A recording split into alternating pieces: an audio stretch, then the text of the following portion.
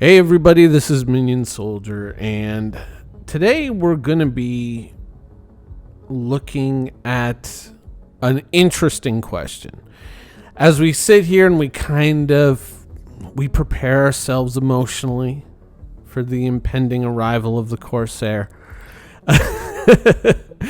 I can't hide the fact that, when they said, oh no, 318 delayed until the end of the year, I went, and they said, oh, but the Corsair is still going to make it out for the IAE, blah, blah, blah, blah, whatever. And I just went, yes. Yes.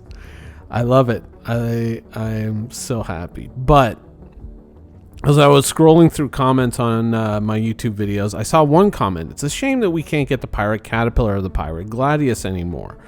I thought, this is a topic where I feel that I kind of go against the grain with what a lot of people want in Star Citizen.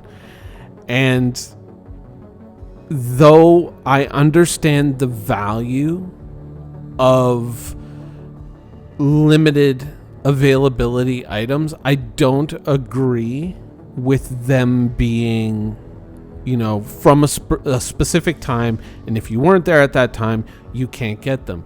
Now, also as a WoW player, I have a lot of experience with this stuff.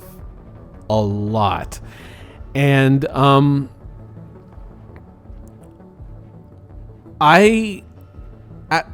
the fear of missing out, or FOMO as it's commonly referred to, those types of sales, I despise them entirely. I think that people should have a lot of time to make up their mind. And you could honestly say, you can say, oh, you can buy the ship and then you can just have it as a buyback token if you don't like it, but maybe it'll turn into something someday. True. But the fear of missing out on this one chance to get your limited edition Pirate Caterpillar, I don't like that as a sales tactic. I think that, in all honesty, for those that remember the original Pirate Caterpillar event, you had to do the Pirate Swarm. You had to complete it with a group of 4 people, and then you got the token. The switch on your account was flipped, and that enabled you to buy the Pirate Caterpillar. Now, the Pirate Caterpillar, for those of you who are kind of just finding this video or don't know who the hell I am at all, the Pirate Caterpillar is kind of like my core game package. This is what everything kind of revolves around. So this is kind of the core of what I own. I upgraded into this after completing the event. But I think that, instead of it just being a limited time sale, it was also a limited time sale plus an achievement. You had to do a certain thing in the game. And I think that with these things, that should remain within the game. Now, in Star Citizen's current predicament, which is Squadron 42 eats up all the developers, and so what Star Citizen gets is more often than not the leftovers of whatever can be kind of put together, pieced together, but everything is more or less built around Squadron 42 right now in many ways. We're not really at a stage where I think we can reasonably ask the developers to maintain a system like what I would be describing. But in the future, I would like to see things like this come back. I would like to see things like this not be time limited, but rather be limited by player achievement within the game. I think that if you own a Caterpillar in Star Citizen, and let's say as a Caterpillar, you defeat or destroy X amount of cargo ships, let's say, and we'll just throw a number out there, 20. Then you unlock the ability to just kind of flip the appearance of your Caterpillar to the Pirate Caterpillar. After you have done this thing, it rewards you for getting into the game, and it rewards you for pushing yourself to do difficult things within the game. These are the kinds of rewards that I would like to see, and not only just during this, like, let's say, this is Pirate Week, so you can only get it now. It should be available all the time. It should always be available, and these should be gameplay loops that we actively try to maintain.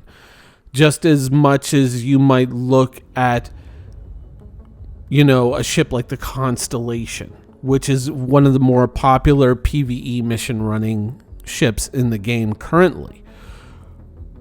If you dispose of 20 or 30, pirate ships in Stanton or anywhere in the game, once we open up more star systems soon,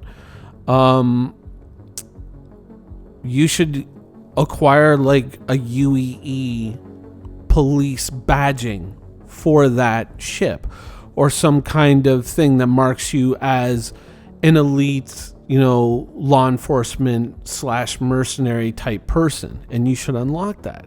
And this should be like the rewards that you get for getting better at the game and exposing yourself to challenges, reasons to go out there.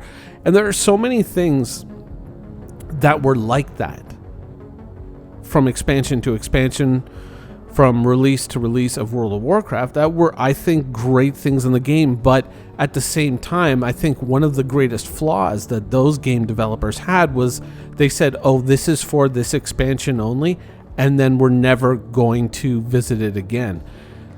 Now, things like the Mage Tower, things like an Undying or an Immortal achievement or whatnot, for those of you that play WoW, you'll really understand what those things are.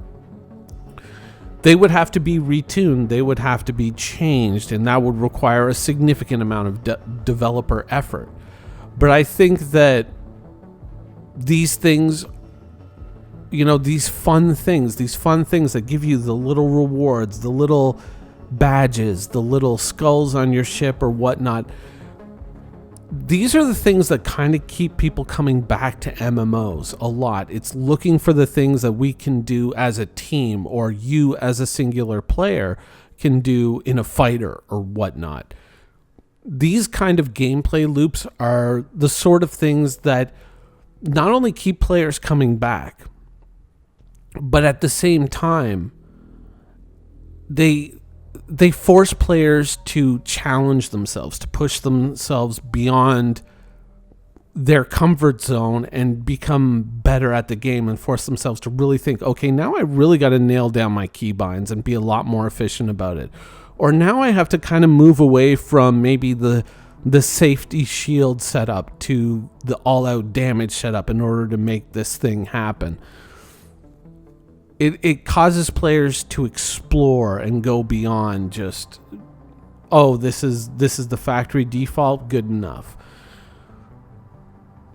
These are the kind of gameplay loops that I would like to see come into Star Citizen, and things like the Pirate Caterpillar skin and things like the Pirate Gladius skin are great ways to motivate players to grow in the game, and ways to kind of jar people out of, oh, here's my setup, good, and just, oh, here, maybe in order to get this achievement or get this thing done, you're going to have to be a little bit stealthier in the Gladius, which requires a different setup. And, oh, how do I balance this? And how do I make sure I have enough cooling? Oh, well, I have to change my weapons.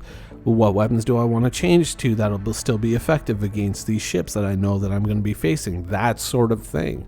When you start having to negotiate with yourself how you're going to have to accomplish these things, that's when you really grow as a player in any game, no matter the format, whether it's shields and guns or sword and board.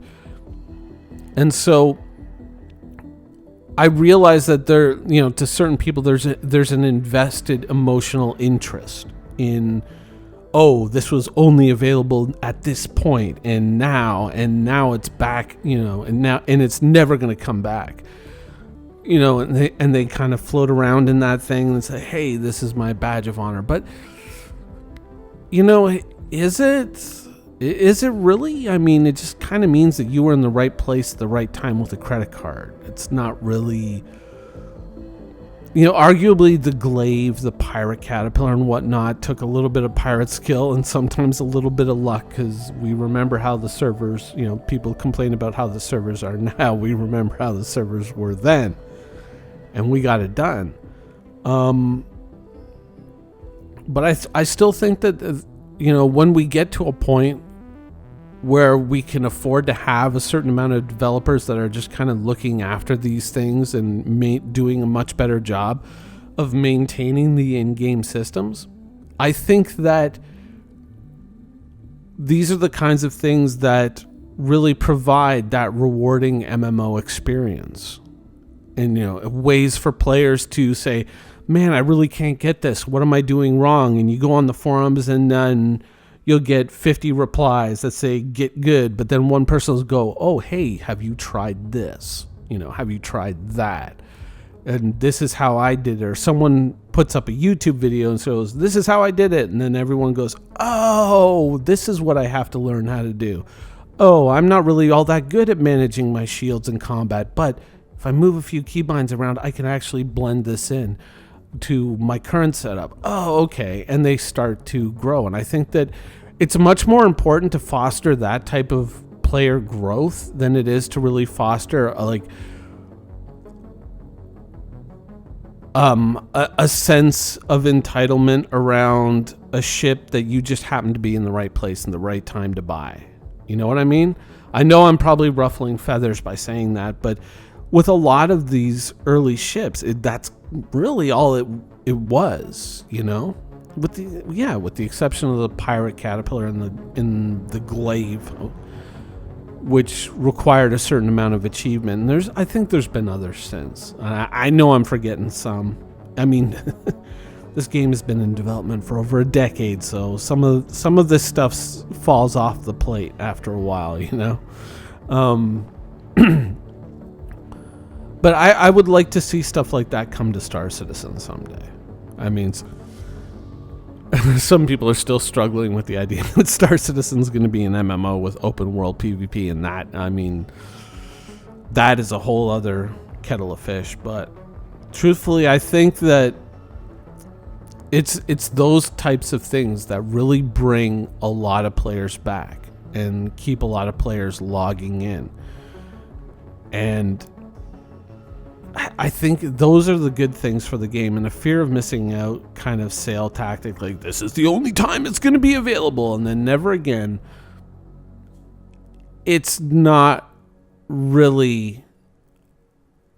It's a short-term strategy. It's a sacrifice that you make for short-term success, but ultimately over the long term, I think that it's a failure.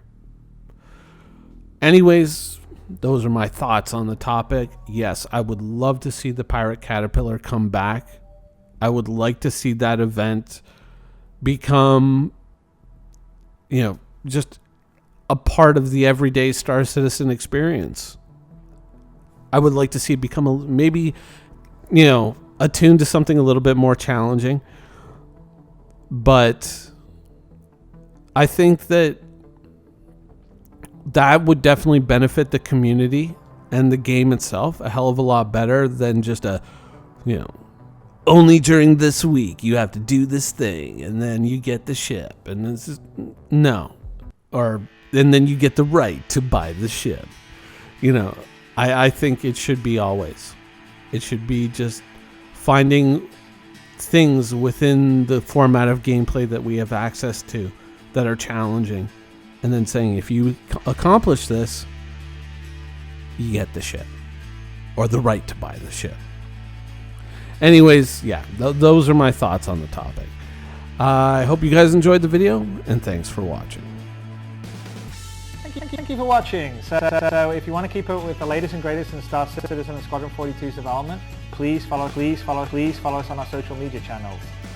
See you soon.